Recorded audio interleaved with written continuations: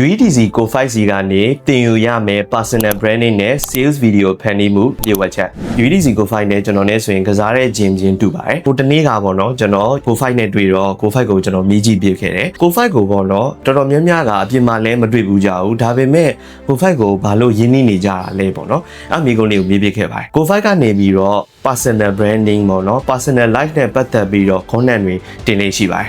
သမီးလေးကြောင်းကားကြောင်းပြီးလို့ရှိရင်လုပ်ငန်းနဲ့ပတ်သက်ပြီးကြောင်းပြီးလို့ရှိရင်ကြီးသွားတဲ့အကြောင်းတွေကို UEDC မြန်မာမှာတင်လေးရှိပါတယ်ဒီလိုမျိုးတင်တဲ့အခါမှာတခြားလူတွေကလည်းဒီ Go5 ရဲ့ personal life ကိုသိလာတယ်ပေါ့နော်သိလာပြတဲ့အတွက်ကြောင့် Go5 ကိုအပြင်မှာမတွေ့ပေမဲ့လည်းမိတ်ဆွေတယောက်လို့ခင်မီရင်းနှီးပြီးတော့ယုံကြည်မှုတွေရရှိနေတာဖြစ်ပါတယ်ဒါကတော့ personal branding တိစောက်တဲ့အပိုင်းပါ Go5 ကအယောင်ဗီဒီယိုတွေဖန်တီးတဲ့အပိုင်းမှာလည်းတကယ်ကိုတော်တဲ့လူတစ်ယောက်ပါဗီဒီယိုတွေဖန်တီးတဲ့အချိန်မှာပထမဆုံး hook ကောင်းကိုသုံးပါတယ်ပြီးလို့ရှိရင်ကျွန်တော်အကြိုက်ဆုံးပေါ့နော် Go5 ရဲ့ video flow လေးတခုရှိပါတယ်အဲ့ဒါကဘာလဲဆိုရင်ဒီ product ကလူဘယ်နှယောက်ကိုရောင်းချပြီးပြီဆိုတော့ social proof ကိုပြောတဲ့ဟာလေးကိုအရင်ဆုံးပြောလိုက်တယ်ပြီးလို့ရှိရင်ဒုတိယအနေနဲ့ကတော့ဒီ customer တွေပေါ့နော်ပစ္စည်းမှာလို့ရှိရင်မှားလိမှားတာရှိတဲ့အမှားတွေကိုပြောပြတယ်ပြီးလို့ရှိရင်ဘယ်လိုမျိုးမှာယူရမလဲဆိုတော့ပြောတယ်ပေါ့နော်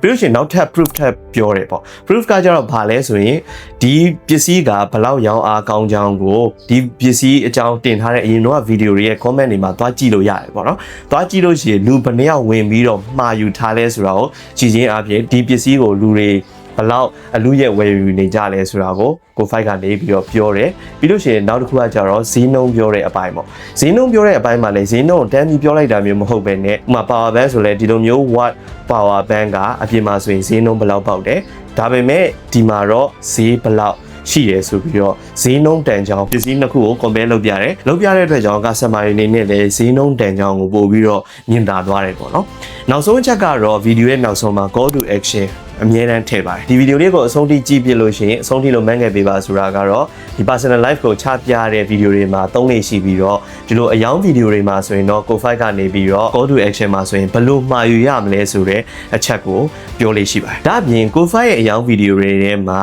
facts တွေပဲပြောသွားမှာမဟုတ်ပါဘူးဒီပစ္စည်းကတော့ဘလို့အချက်တွေ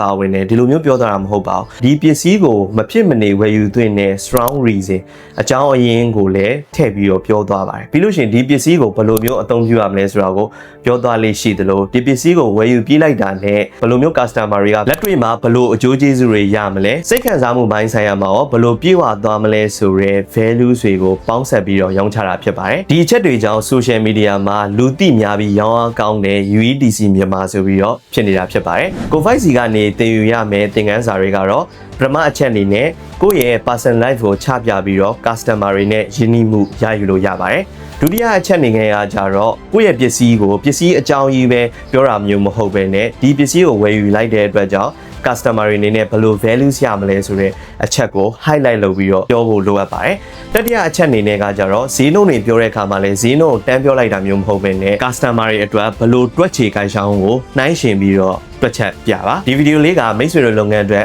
idea ကောင်းတွေရရှိမယ်လို့ယုံကြည်ပါတယ်ဒီဗီဒီယိုလေးကအကျိုးရှိတယ်ဆိုရင် comment မှာအကျိုးရှိပါတယ်လို့မှတ်ခဲ့ပေးပါကျွန်တော်ကတော့ Orange Ideas ကထဝီရဦးပါ